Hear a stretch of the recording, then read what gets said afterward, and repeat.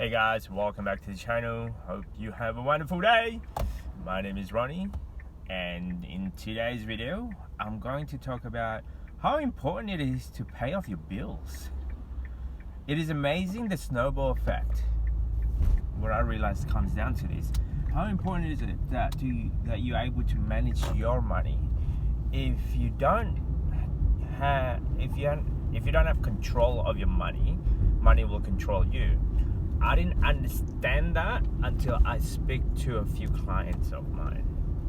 So I had a client also that I just had a chat with a few days ago, and they're struggling in a sense of getting on top of their own finance, and just getting the day-to-day basics. I mean, if you are unable to pay off your credit card, pay off your day-to-day expenditure, and if you don't have control of your budget, let's say, on your day-to-day income and expenditure, you'll be struggling when it comes to property investing or trying to create multiple stream of income or retire early, in a sense. Because if you don't get that down packed, the snowball effect, it will comes down to anything that you want in goal financially. Okay, so give you an understanding of it as well. This particular person, they owed X amount of dollars on credit card consumer debt, and for whatever reason in life happened, and somehow still trying to manage this payment to the credit card company, to consumer goods, let's say. I found it, if you can't get control of that, money will control you. If you're not controlling your expenditure, money will control you. What would you rather have? Would you rather have you controlling money or money control you? So what I meant by that is also the following. Let's say if you go to work, you're going to work, it means money controlling you. There's two different types of work. There's stuff that you really like doing, you're passionate about. That's different because you're actually doing something that you love. There's a second part of a work where you don't really enjoy working, but you're only in it because I have to pay the bill. I have to earn money to pay all of these bills, and that's not enjoyable type of job. I've been in that situation before, and it's not fun. Now, if you guys in that situation, you also need to do something about it dramatically in your life, so that way you can get out from there. Okay, so one of the things would be maybe creating another side hustle on top of your day-to-day job to pay off those bills. So that's one,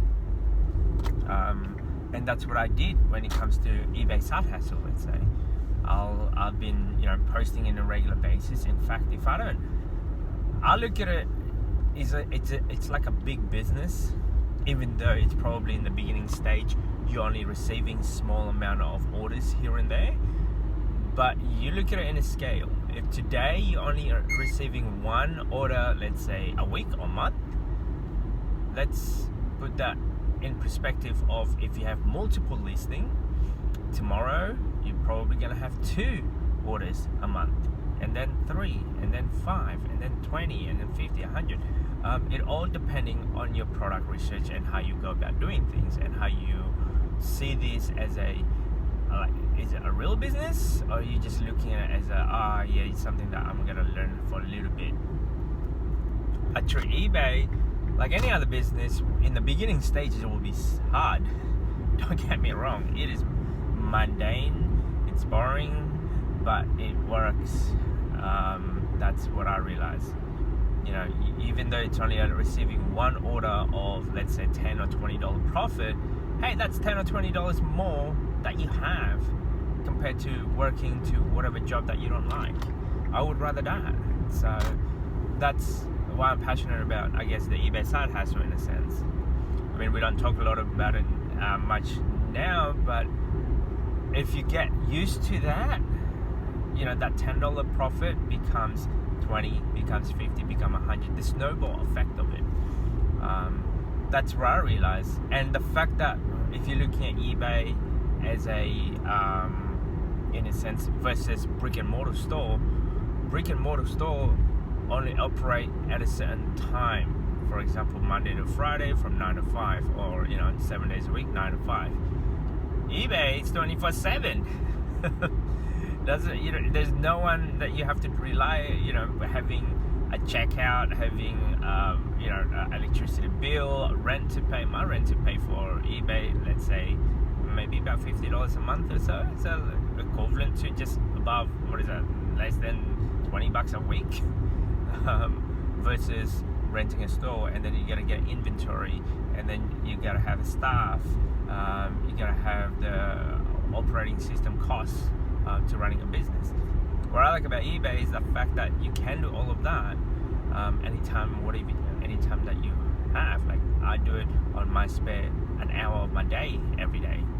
So if you just keep on posting, let's say 5 items a day, you're looking at, that might take you about an hour to 2 hours, let's say, worst case scenario. That's 2 hours a day, times it by 7 days a week, so that's 14-hour week. So it's a side hustle for me. But that side hustle gives you a little bit more freedom compared to your 9 to 5. Now, you can do that to and if whatever industry you work in, you can do that on your spare time, let's say. If you catch a public transport, you can do that on a train. You can do that on a bus or on a ferry. That's what I was looking at doing before this pandemic happened. So hence why I usually on a car. And then with that money, with the income that you have, don't spend it. Pay off your bill. Pay off those credit cards.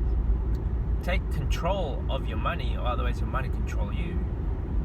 And keep on going until you polish all of those debt, because you can't really invest, or you can't start doing all of this fun thing with money unless you actually take control of your money in the first place.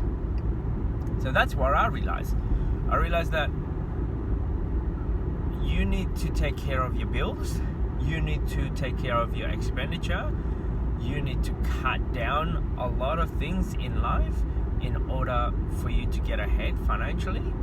If you're earning $1,000 a week and your expenditure is roughly about 15 or higher than what your income is, it's a math equation that is going to be a disaster.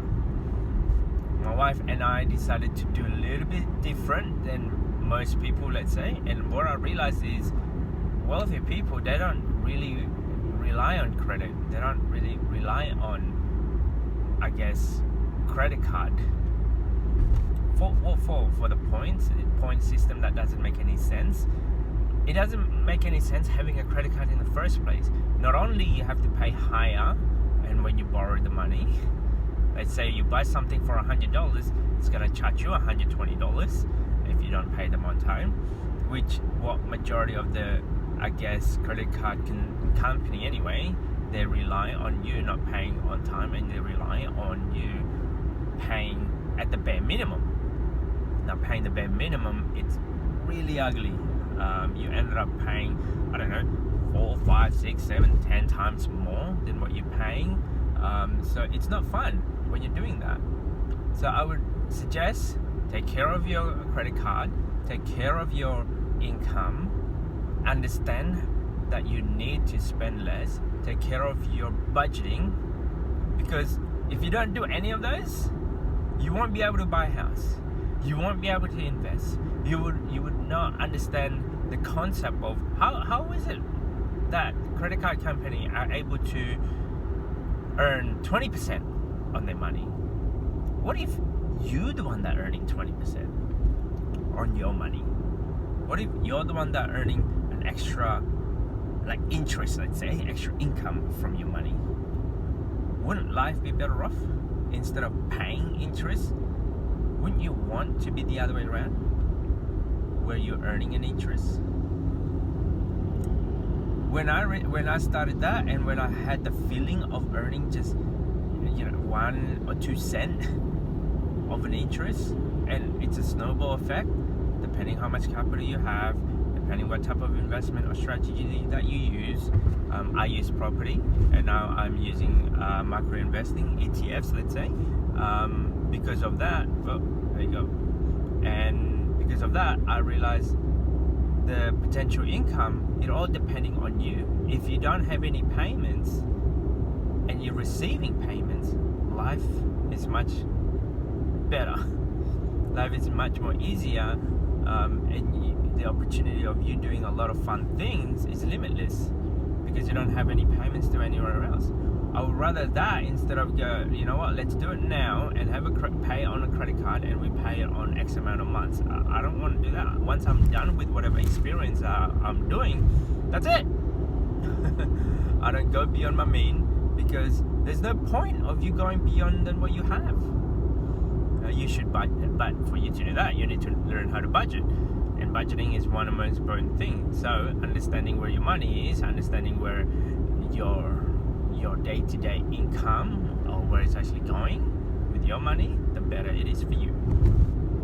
Anyway, that's just my 2 cents, guys. Don't forget to subscribe, comment. We'll see you on the next video. Bye.